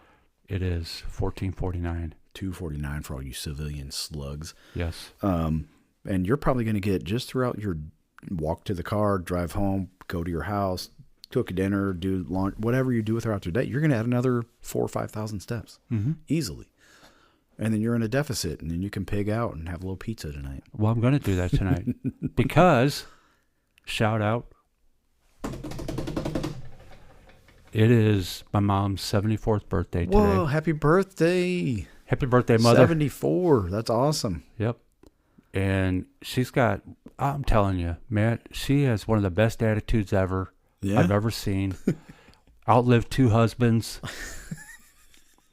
Has been through rough times in her life. Yeah. And has always been the consummate selfless server, always. And she wants for nothing, which is amazing. She texted the whole family today because we're all going over there for dinner and to celebrate tonight. Yeah. And she texted earlier today. She goes, all I want, don't you dare bring me a present. I just want your presence. Oh, that's cool. No present. Bring a present. Your presence. Do you feel like that's a trap, though? You should bring a present. No. Nope. I did get her a card. Cool. So I'll bring her a card. That's cool. She's going to be around forever. That's great, man. Yeah. And it's cool that, just quality time with mom is always great. Oh, the kids love her. Yeah. I mean, we talk her, she's getting to the point now where she can't do a lot of walking at one time. And was it 4? Man, we're going all the way back to 6 years ago, something like that. We took her to Colorado with us because she'd never been to Colorado. So family trip, she went to Colorado with us, and she did most of the hiking and everything in the mountains. Cool. She struggled, but she did it. Well, then flash forward to last year, we went to North Carolina and then to Charleston, South Carolina, and we stopped first at the Biltmore Mansion. Oh, yeah. Asheville. Yeah. Yeah, which is a phenomenal place to go. You'd be there all day. And she could barely walk through that mansion, just the mansion. Yeah. But at one point, I remember her going, "Where's the exit?" Oh, no. Just keep going, Mom. You'll be there at some point. But kudos to her. Down on one of those old couches. Like, I don't care what the Vanderbilt says. I don't give a... She's a go-getter. She never stops. She keeps on going. Cool. Has great friends. Always caring for you. Doesn't matter. I remember when I was going through my cancer fight. Yeah. I mentioned this during my show. She had just retired from work, and she was by our side the whole time, helping Gail.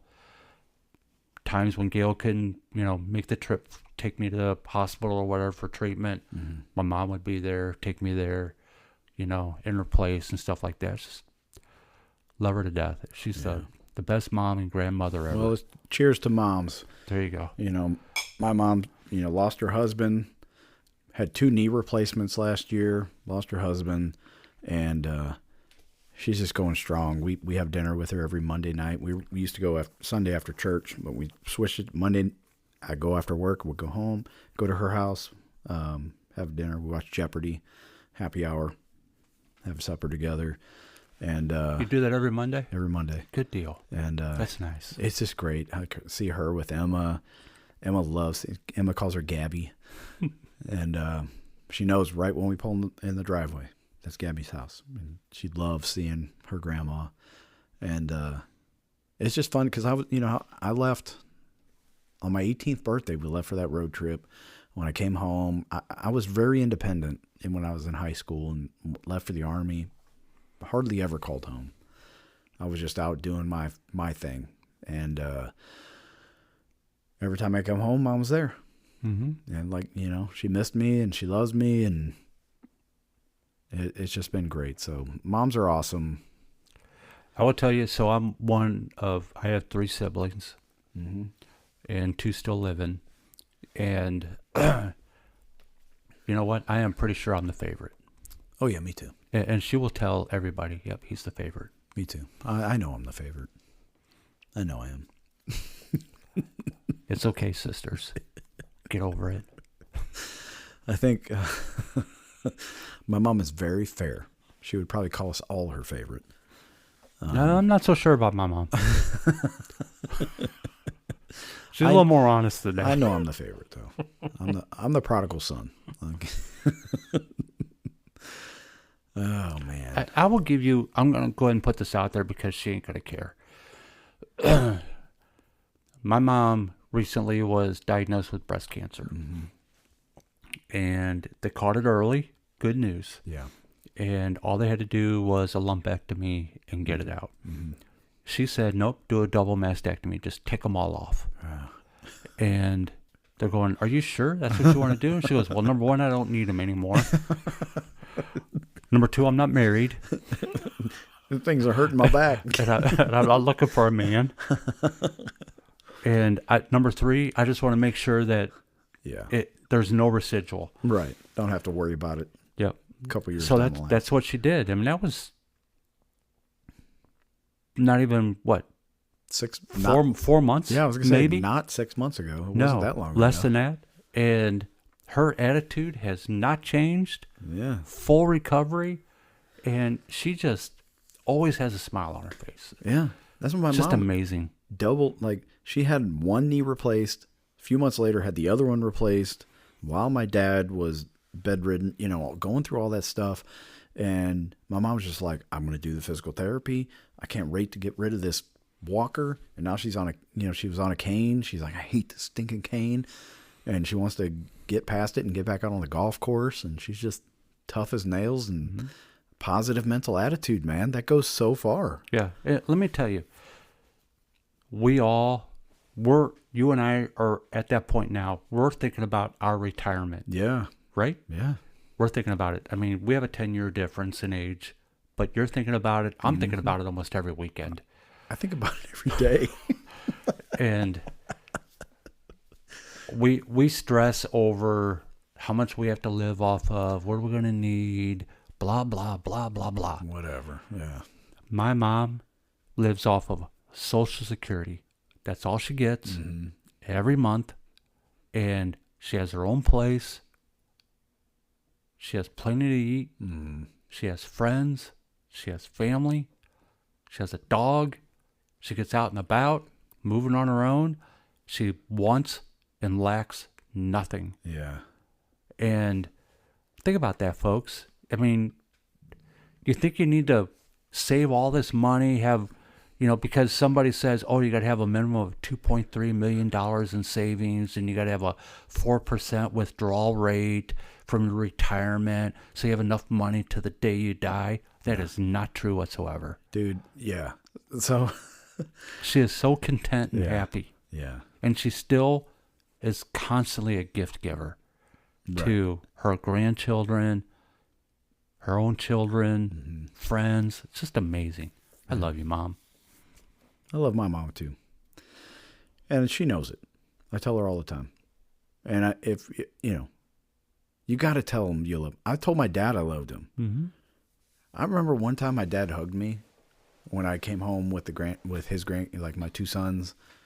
And he hugged me and I just stood there like, what the hell is happening right now? This is weird. Is this a hug or is he trying to strangle me? What's going on? And it felt completely foreign to me, but it never felt foreign to hug my mom. And, as my dad was going through his health issues and all that, for me, I don't want to get into all that, like what my relationship with my dad, but telling my dad I loved him before he died was like, I'm so happy that I did that. And I think we did talk about this probably, like, for, we did. Make amends with your parents and tell them you love them and move on from that, dude. Like, whatever issues you have with your parents, just move on. Right. You'll be so much better off. Yeah, what people need to understand is we live in our generation. Yeah. And we do make a mistake because we've talked about this on the show. We talk about how, Gen Z and Gen Alpha, you see it in the news. Gen Alpha is the stupidest generation ever. It's the first time that they've dropped in intelligence. Whatever. They're smarter than anybody else on this planet right now. I don't know about Gen Alpha. I'll tell you right now they are. Not Gen Alpha. It just depends how they apply it. Yeah, maybe. Well, I don't know. We might have to debate that. Do some research. Okay. But every generation lives in their generation. For sure. Yeah, so you're looking through that lens. That's your perspective. Yeah. So we always say, we wish that the times were better when we were younger. Right. No, it's not always necessarily true. It's just that's what we lived through. Yeah, I mean, the 90s were the best. But, that's my opinion. The 80s. Ew, gross. The 80s. Too much hairspray. But yeah, you're right. Like we get into these arguments about my generation, your generation, us versus them, and we're trying to be in these tribes of. But dude, you got to think about. It doesn't really matter. This is your mother, your father, your sisters, your brothers, your aunts, uncles, the families, and expand on it from there. Yeah. Like, we're all just human beings trying to figure this crap out. Yeah. Nobody really knows what they're doing. Otherwise, you get going like the band Who, and you start stuttering, talking about my generation. My generation. Greatest drummer of all time, by the way, Keith Moon. But, dude, it's just like, just love each other, man. And that kind of sounds hippy-dippy and whatever, but it's not. It's not. We all have to give each other some grace. We have forgive each other. We have forgotten how to be civil. For real. Just be civil. Yeah. You don't even have to love me. Just be civil. Be polite. Be civil. That's it. Yeah. And you know what? I think something that we've gotten away from also is immediate consequences for your crappy behavior. There used to be a point in time where you'd get punched in the mouth for saying the wrong thing. Yep. And then you'd be like, yeah, I deserved it. My bad. Let's shake hands and have a beer or whatever. And you would move on. Now, there's no immediate consequence. You could say whatever you want online, or even in the grocery store, you could mouth off and say, and everybody just stands there like, oh my goodness, he just said this. And it takes a man to step up and be like, that's enough. And unfortunately, what you had just described has bled into our judicial system. Oh, yeah, for sure. Yeah. I mean, we're letting criminals off the hook one after another, and all they do is go back and do it again. You arrest them again. You let them go again. Well, the crazy thing is, too, is like, how many people are in prison for nonviolent crimes? And they're in prison for these long... Like, we still have prison... I guarantee there are people in prison right now in Missouri for life for selling weed. And meanwhile, it's legal in Missouri. I don't know. And because there were a lot of pardons that went out. I wasn't living here at the time. I don't know. Yeah, there were a lot of pardons that actually got put out about that. Really? In Missouri? Yes. Oh, well, that's good. That was quite a few years ago. Okay, well, I stand corrected if that's true. I hope it's true. I'm not so sure. There might be a few, but I'm pretty sure most of them have been let go. Good. And pardoned. Missouri is a very common sense state. That's why I wanted to move back here, because we deal in common sense. South Carolina would not have done that. So, by the way, Illinois, stay where you're at. Yeah, don't come over here. California, stay where you're at. Missouri's... and Minnesota, too, because I see quite a few license plates. I always tell Missouri sucks. It's a terrible place to live. Please don't move here. By the way, shout out to whoever our listener is in the United Kingdom. Yeah. We talked about this last week. I'm going to bring this up again because you all have been in the news all week long. Mm-hmm. There is a new political party that formed. It's called Restoration. Yeah. And I think they shortened it to Restore. Restore, yeah. They want their country back. Absolutely. Within 2 weeks, they have grown to more than 100,000 members. Round of applause. Yes, which is, I think, 5th ranked or 4th ranked in all the political parties there in Britain. And then next, Restore Scotland. Give Scotland back to the Scots. So whoever you are for Restore in the Restoration Party, go for it, dudes. Get it. Yeah, save your country. Get in there. Save, like, peace through peaceful means. Save your country. Because what's happening is what happens in Britain happens here in the U.S. Oh, it trickles down. Later. Dude, listen. As a former firefighter, those stupid European-style fire helmets that they wear over there, they're trying to show up here in the United States. Whatever you guys do in the Europe eventually tries to come into the U.S. For the love of God, get your stuff together. Please. So even though we kicked your ass 250 years ago, yeah, or actually started to kick your ass 250 years ago, it's still doing it today. We're big supporters of you. Oh, speaking of kicking ass, yeah, what? As Americans, Team USA hockey. Yeah, woohoo! We own hockey now. It's like the fourth sport that we're good at, and we dominated the Canadians, Men and women. and women. And Handed it to Canada. yeah, Both of them in overtime, but who cares? A loss is a loss. should have become our 51st state when you had the chance. You would be gold medalist by now, but too bad. We'll wait for 4 years from now. We'll see. You all keep on crying. You should have went through with the pipelines.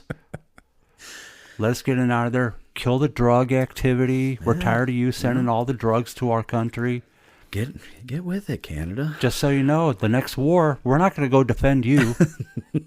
We'll just take you over. Yeah, so you better go ahead and build a freaking army like you're supposed to. Congratulations to our Olympic team. And, the response from the men's team after they won was, we're proud to be Americans. We're so grateful to be able to represent America. Thank you to our military that fought and gave us this freedom to play hockey and all. They said all the right things, and it was just great. It was Sunday morning, man. 10 o'clock at night Saturday. I was like, holy crap! This game starts at 7:10 in the morning tomorrow. We got to go. And I'm not paying for Peacock to watch a hockey game. So we went to Mom's house and we woke Mom up. Hey, we're coming. We're on our way. And we watched the hockey game together. It was awesome. I was jumping up and down, screaming, hollering with all the other Americans across the world watching that. It was great. And you know what? I've been playing Freebird every day. And it's awesome. In the locker room after the game, they're playing Toby Keith's song. I don't know what the title of that song is. We'll put a boot in your ass. It's the American way. I don't know what the name of that song is, but it's awesome. Play it. A more classic country. And dude, it's a great day to be an American. It is. Every day is a great day to be an American. It is. Even if, what's the old toast? Oh, I'll do it right now. Go ahead.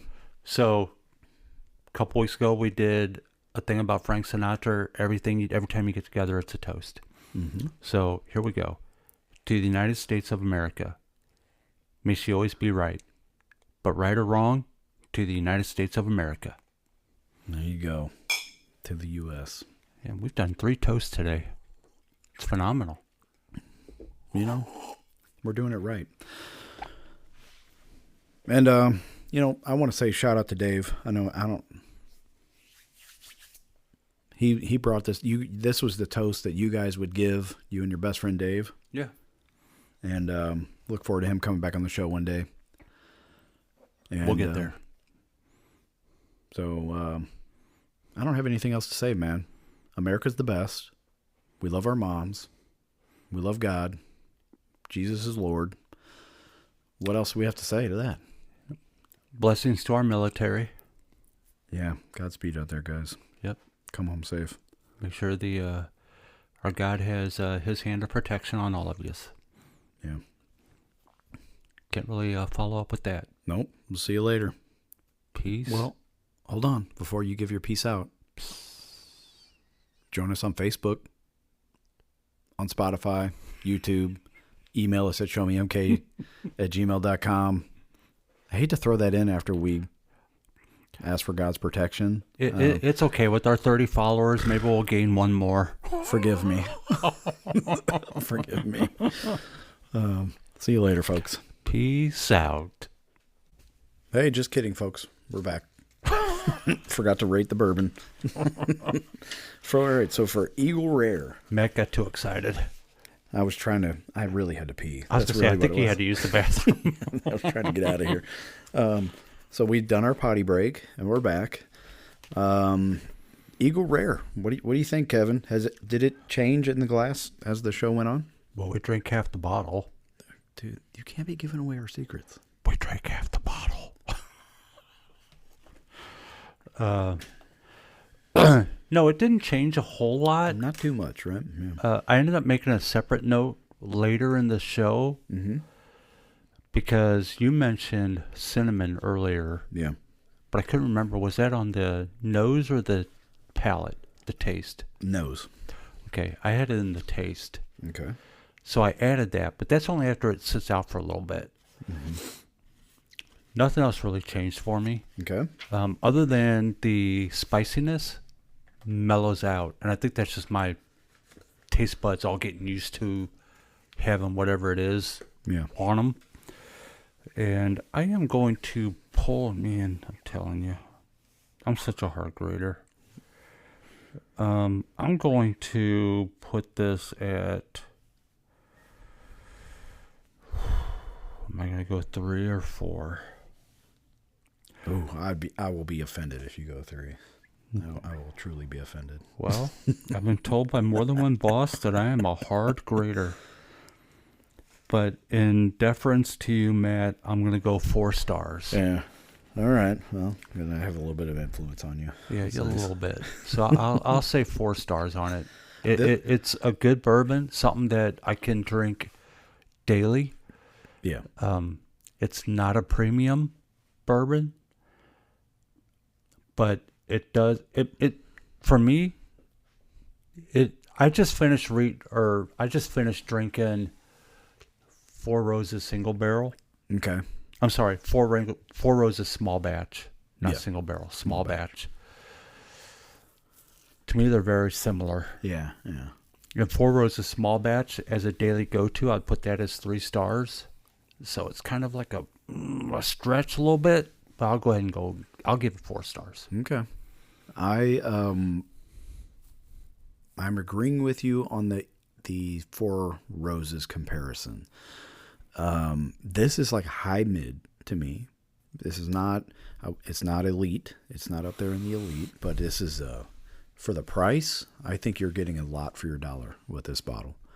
$60 for this bottle. Yeah. It's really outshining that, I think. Okay. I gave it 5 stars because this is a versatile bourbon to me. You could do cocktails with this. You could drink it neat. You could drink it on the rocks. You're also biased because shine. it's one of your favorites. Well, it's one of my favorites for that reason. This is a daily drinker to me. Mm-hmm. This would be like a high-end daily drinker. Yeah, yeah. Because of the versatility. Put it in a cocktail, put it on the rocks, whatever. And it's at the price point where you wouldn't feel bad putting it in a cocktail. So yeah, 5 stars for me. One of my favorites. And that's that.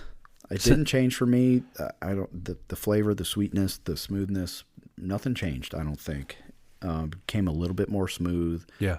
But that's about it. So, real quick, I know that this is in addition to the end. Mm-hmm. You're going to edit this in, but can I talk gold and silver real quick? Oh, yeah, yeah. I mean, we talk about it all the time. Yeah, I'm out of the silver game. I'm sorry. Well, to your advantage, because you bought my silver. It's gone up $20 since I bought it. That's okay. Gold and silver right now, from what I've been reading, the ratio, there's always a ratio. Mm-hmm. And the goal is to get it to more or less a 60-to-1 ratio between silver and gold. And we're getting there again. And that's a good ratio to be in. And with that, JP Morgan has put out their projections moving through 2026 into 27. Yeah. What are they saying? Silver will be averaging about $100 an ounce. And gold will be up around the $6,000 range. Now, as of Friday, silver was right at 90. Yeah. Right around 90. 89 and plus. Yeah. And I can't remember what gold was. You know, and we talk about this because physical gold and silver is an important asset to have.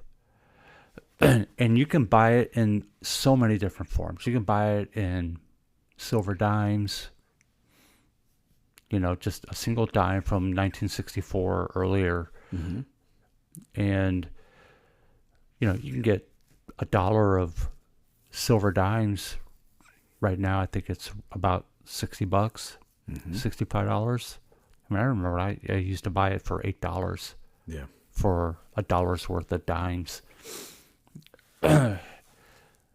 it's important to have this stuff because this paper currency that we have, it's not going to last forever. I mean, I give President Trump a lot of credit. He's trying to boost it up. He got some setback from the Supreme Court with the tariffs, and he's working around that as much as he can. But any fiat currency, yeah, you really got to look into that, like what the history of fiat currencies are, and when they went off the gold standard, like what did that really mean? What did we do? Right. Thank you, Richard Nixon. Well, Woodrow Wilson started that nightmare. Yeah, but President Nixon was the one who took us off the gold standard. He was. You have to have your own, you have to have your goal. What do you want to do in your life? What do you want to do with your money? How do you want to live? That's where you got to start from. You know, some people have more value in beans and bullets, or, you know, stocks and bonds, or... We know someone who invests in nudity art. Do we? Yeah. I'll tell you offline. Okay. Because, you know what? It grows in value. I mean, that's kind of his thing. And I know that his wife said, okay, one more and no more. We should have him on the show. That sounds like a fun guest. I tried to get him on. He won't come on. He probably doesn't want to talk about his booby pictures. Could be. But, you know, I mean, that's something that's always sold. My daughter Samantha just started a book about the history of money. Oh, okay. I can't remember the name of it. I'll bring it up next week. Yeah. Because she is enthralled. Seashells were currency at one time. They still are over in some islands in the Pacific. People hold value in different things, man. And you have to figure out what you value. Mm-hmm. It's like you're not taking it with you to your grave. No. So you have to draw a line somewhere. Yep. And it's different for each of us. Maybe that's another show idea we could talk about, you know, how our strategies have evolved over time and where we came to our conclusions from. Sure. I'm okay with talking about some of that. Not all of it, not everything. But, you know, I'm out of the silver game, the big silver. Yeah. I'll say that. Anyway, so you gave Eagle Rare 5 stars. 5 stars. I gave it 4. 90 proof. Kentucky straight bourbon. Mm-hmm. Made by Buffalo Trace. 90 proof. So there you go. Good job, gentlemen. And probably some ladies. I don't know. Yeah, who knows? Gentlemen. So good job. Peace, out. Bye-bye.